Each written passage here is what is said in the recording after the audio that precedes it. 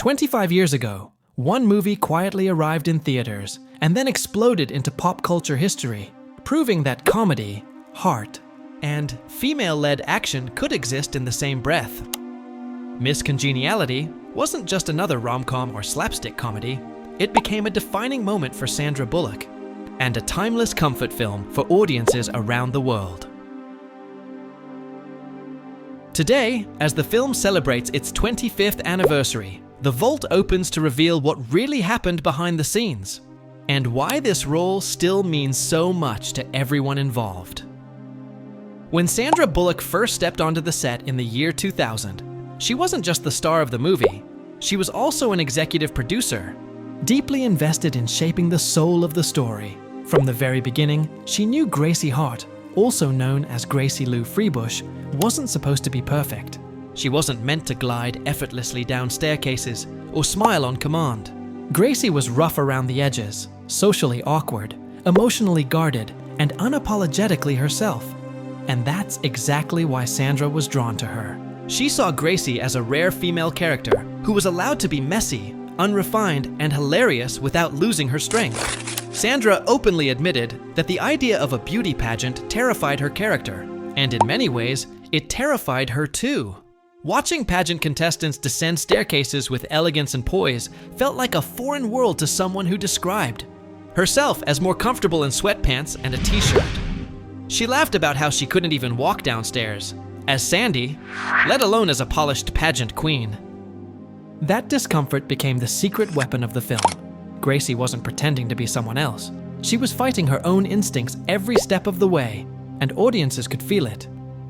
The heart of that transformation belonged to Michael Caine, who played the legendary pageant coach tasked with turning what Sandra jokingly called a Clydesdale into someone who could blend in among beauty queens.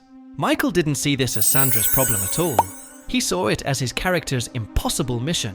With his signature wit and elegance, he leaned fully into the absurdity of it all, delivering iconic coaching moments about posture, chin alignment, and gliding, all while acknowledging how ridiculous he looked demonstrating the moves himself.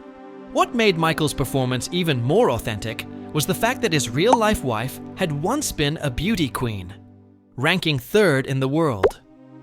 She gave him genuine tips on how contestants are taught to walk, move, and carry themselves. Michael admitted that practicing those movements felt hilariously effeminate on him, but he embraced it fully.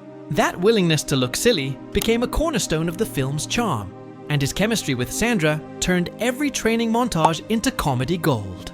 Meanwhile, Benjamin Bratt stepped into the role of Eric Matthews, the well-meaning but not exactly brilliant FBI agent who finally gets his chance to lead an operation.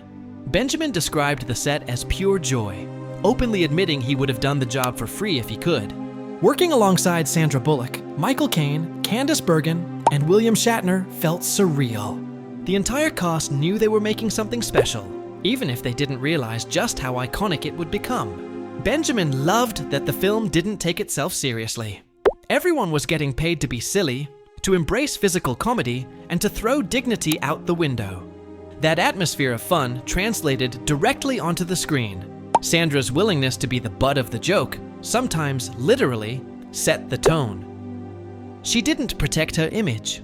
She leaned into embarrassment, awkwardness, and physical comedy with fearless commitment. Sandra often described herself as a tomboy at heart, someone who enjoys comfort over couture. Yet she also acknowledged her girly side, the part of her that missed dresses, shoes, and softness. That internal conflict mirrored Gracie Hart perfectly. The film allowed her to explore both sides without forcing one to erase the other. Gracie didn't become a beauty queen because she wanted to. She did it because the job demanded it, and that distinction mattered deeply to Sandra. One of the most talked about aspects of the film was the swimsuit competition. Sandra admitted she fought hard against making it overly glamorous. She didn't want Gracie to suddenly transform into a bombshell overnight. Gracie was an FBI agent, not a pageant veteran, and her body wasn't supposed to be flawless. Sandra wanted her to look like someone who barely scraped by, someone who was uncomfortable and out of her element, and that honesty resonated with audiences everywhere. Behind the scenes, Sandra learned more about beauty tricks than she ever expected. Tape, for example, became her unexpected best friend. She joked about how entire teams of hands would smoosh and sculpt bodies into shape, revealing how illusion plays a massive role in pageantry. From hairspray tricks to prevent wardrobe malfunctions to hemorrhoid ointment being used for under-eye bags, the film quietly exposed the lengths women go to meet impossible standards. Sandra was vocal about wanting audiences, especially young girls, to leave the theater feeling relieved. She famously called Miss Congeniality an anti-plucking film, hoping viewers would realize they didn't need to torture themselves to be worthy. It was a comedy with a message hidden beneath the laughs, and that message has aged beautifully. Another unforgettable moment came during the talent competition. Gracie's awkward performance with water glasses, inspired by a street performer Sandra once saw, became one of the film's most memorable scenes. Sandra admitted filming it was brutal. She was exhausted, starving, overheated, and stuck in a restrictive dress. There were crowds, cameras, and pressure from every angle. Yet when she finally saw the scene edited together, she realized the discomfort had paid off. The awkwardness was real, and that's what made it funny. As the years have passed, one thing that remains unanimous among the cast is their admiration for Sandra Bullock as a person. Michael Caine famously stated that in his long life, there were only 2 women he had never heard a bad word about: his wife and Sandra. He praised her intelligence, kindness, and work ethic, shutting down the outdated stereotype that funny women must be unintelligent. To him, Sandra was proof of the opposite. Benjamin Bratt echoed those sentiments, calling Sandra one of the kindest people he's ever worked with. Her generosity, both professionally and personally, created an environment where everyone felt lucky to be there. The set wasn't driven by tension. It was driven by relaxation, laughter, and trust. Michael believed that comedy thrives not when actors try to be funny, but when they stay grounded and truthful. Miss Congeniality embodied that philosophy perfectly. Sandra herself admitted that many of the film's funniest moments came from spontaneous ideas she later questioned. At the time, something might seem hilarious, but later she'd wonder why she ever suggested it.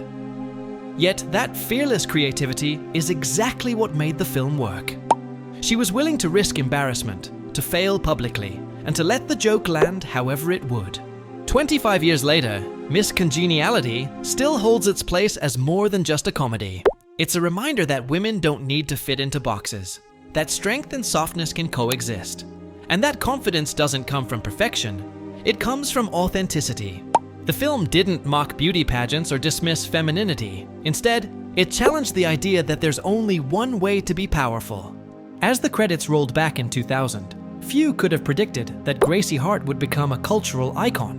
But today, looking back through the ET vault, it's clear why she did.